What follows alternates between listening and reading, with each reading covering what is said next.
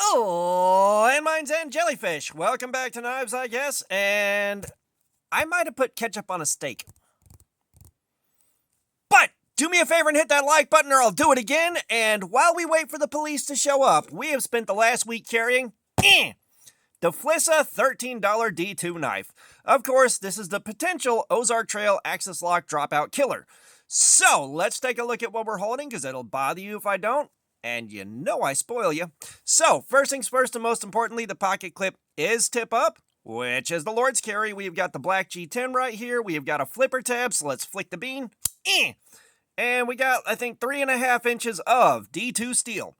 So, I was looking around online and I saw it pop up on Reddit with this and a couple other options as D2 knives to replace the Ozark Trail Axis Lock Dropout. And I decided to grab this and check it out because I wanted to see D2 for 13 bucks. And of course, they offer some tip down options for $10 in D2, which, if you don't mind tip down carry, could be a fantastic deal. I prefer to not tip down carry. However, if this thing does well, I probably will buy one just to see. What can we do for the same 10 bucks? So, I've got a list of the things I noticed while carrying this, and it's in no particular order, but we are going to go through this. So, one of the first things that really stood out and grabbed me by the short and curlies here is the edge from the factory is pretty rough. This thing did not test well on the sharpness tester. We're going to take a look at that in just a second. But, one of the commenters on the last video that I did on this said they got the same knife and it came out of the box quite sharp. So, I suspect at the $13 price point, the edges might be a little inconsistent from knife to knife to knife. It's not the biggest deal in the world. You can always sharpen these things, but I was a little disappointed. Like I tried to do the cut test on the plastic wrap-on pallets. If you're new here, that wrap-on pallets, if you got a decent edge through the middle where there's a bunch of layers, it'll cut through it plenty nicely. But when you get down to that single layer on the bottom, if you've got a good edge, it'll cut okay. If you've got a bad edge and edge problems, it'll tear, and a great edge will blast through it like you're cutting water. This hung up and tore a lot. It was definitely not happy with life. And, it's again, I can forgive that on something this cheap. If I spend good money on a good knife and the factory edge is terrible, I'm going to be kind of upset. And a lot of guys don't care about the factory edge. I do, just because it is kind of an indicator of how the rest of the build quality is sometimes. And I like knowing that I can carry it for a while out of the box without having to worry about sharpening it. That's just me, and that's a lot of the guys that I have talked to about this. But let's take a look at how the edge is doing so I can show you with some numbers, and let's get some paper out.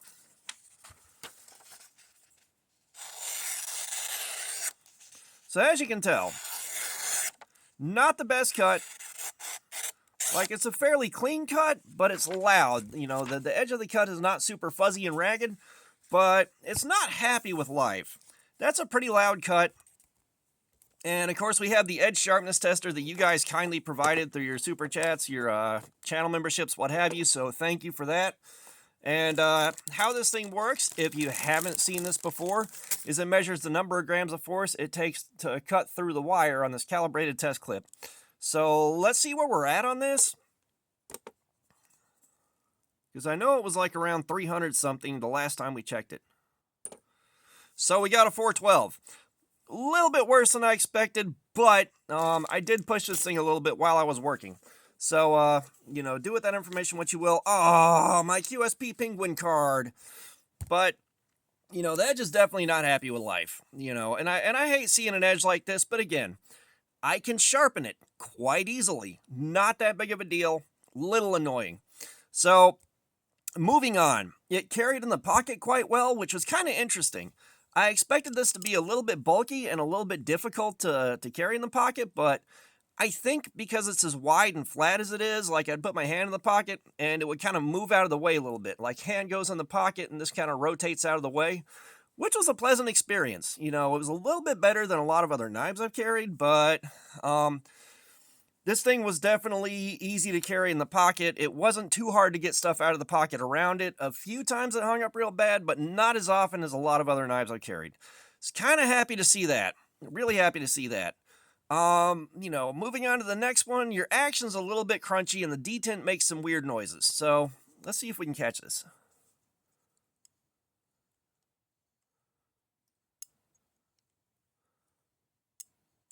Yeah, so you can feel it crunch.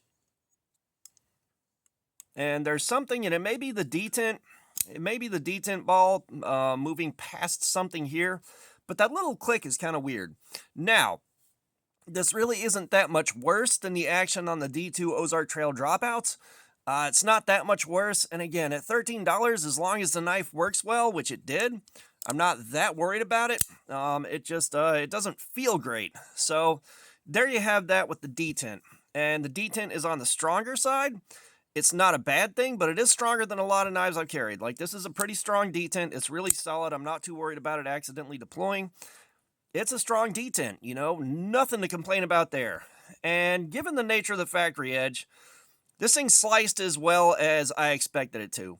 You know, I fed it some cardboard, you know, breaking some stuff down and all that. And on the longer cuts through bigger sheets of cardboard, it had a bit of difficulty pushing through those. Like, a lot of the cut was clean, but it would kind of hang up and snag, and I'd have to start the cut again.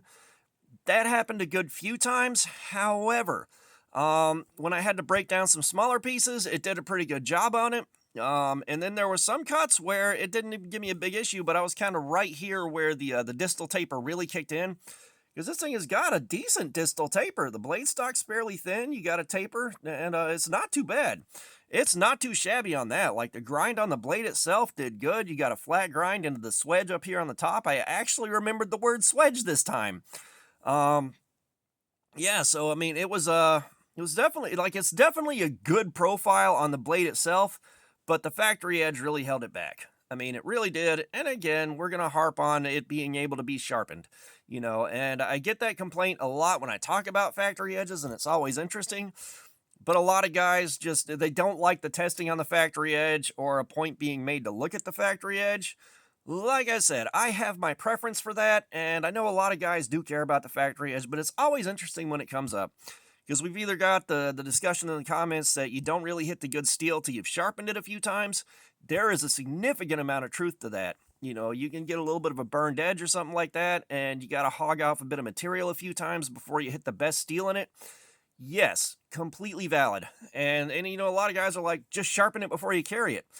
You know, that's not how we do things here. I want to see how it performs out of the box. We're going to sharpen it during Cardboard Slayer, and then we'll see how the edge does and how it holds up, because we take off a lot of material getting a nice wide bevel on here at 17 degrees, you know, changing from the normal 20 to 21 degrees on most factory edges.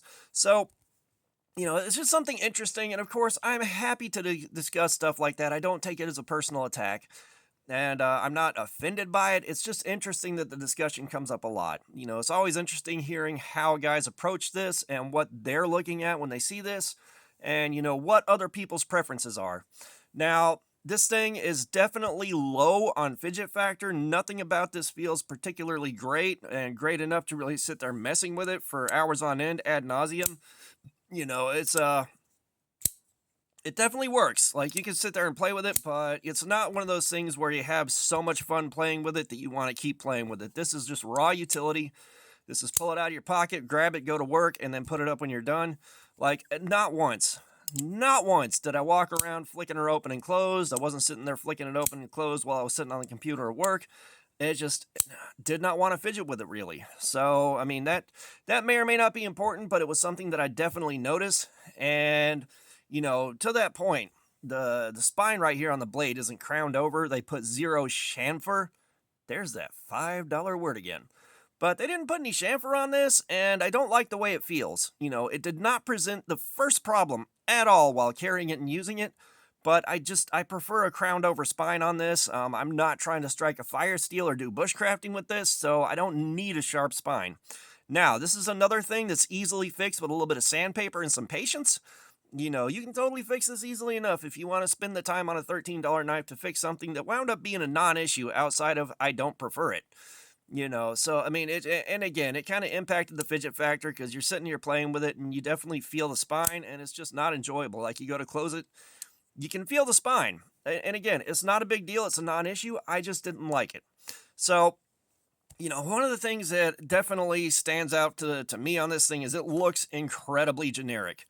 Incredibly generic. And, you know, that's, again, not a big deal for a $13 beater. Like, you're going to throw this in a toolbox or throw it in your car or just carry it and beat on it. Not a big deal as far as the looks go, but this is one of those things where unless you're kind of out in the weeds on the hobby and you've really handled a lot of stuff and you understand why $13 for D2 is kind of special, no one's going to be impressed by it. This is not the thing you show off to your friends and be like, dude, check this thing out, because they are not going to care. They are not going to care. It's going to look like a generic knife, and they're like, oh, cool, you got a knife. Like, that's the only thing they're going to say. This is another one where non-knife guys are not going to be impressed, and even knife guys are going to be like, oh, you found D2 for $13? That's kind of cool, and move on. There's nothing particularly impressive about this thing, especially in the looks department, but, there's really nothing overall super offensive about this thing. If the blade steel is solid and the heat treatment's good, I think we have something here, especially a good alternative to the Ozark Trail. We love finding good budget knives, especially getting into the super budget range like this. Like, I love finding stuff like this, and I love finding stuff where you're getting a lot of bang for your buck. Like, for $13, this is super accessible. And if you have friends that aren't into knives, but they're looking for something decent to carry, and say you got a friend that loses everything they touch, this might be a good route to go. I know we've all got those friends. You give them something that's smaller than a phone, and they're going to lose it within 3 hours. All right? Everything they touch, they lose. So this would be a good route to go. You may want to give them a nice knife so they have something good to carry. And again, if the blade steel holds up, they have something good to carry as far as a working knife, but you didn't give them like a $65 knife that they lost the next day. God knows I've got friends like that, and I have gifted them some nicer stuff to help upgrade whatever it is they're doing, give them a better thing or something as good as I have. Boom, gone. And like if the blade steel holds up, otherwise this is a good experience, and this is a good gateway. If we're gonna find out how the steel holds up, we're gonna do Cardboard Slayer on it, and I'll let you know how that did. But, if it does good there, you got a good gateway into the hobby, and you got something that is definitely not the complaint I had about this. You get one of these with the terrible edge retention like we got on the last two. That can sour somebody with their first experience carrying a knife, or carrying a knife that, starting to get into EDC gear. This might do the job of being a gateway that gets people farther into this. And, it's again, like, Outdoors 55 did a video articulating it far better than I could, so check his stuff out. But, there are knives where, it's great. Non-knife guys will not be impressed about this in the first, at all. They will not be impressed.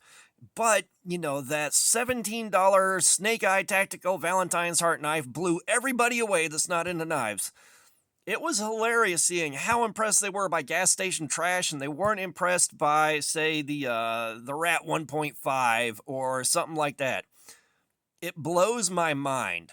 But, yeah, so for Cardboard Slayer, I expect the factory edge to crap out really fast and need to be sharpened in about 45 minutes. Once we sharpen it, then the real fun begins. I think the steel's going to be pretty good. But I have been wrong about that before, so we're going to find out what's what later tonight. But I can't think of a lot else to say about this thing that I haven't said now. I've kind of covered all the points that I noticed while I was carrying this thing. So, all that being said, thanks for looking at my crap. Subscribers, you guys are awesome. Y'all keep coming in. I appreciate you so much. If you haven't subscribed, please do. We got live streams, regular videos. There's plenty of activities. Comments. I love some feedback. Let's talk about this thing in the comments.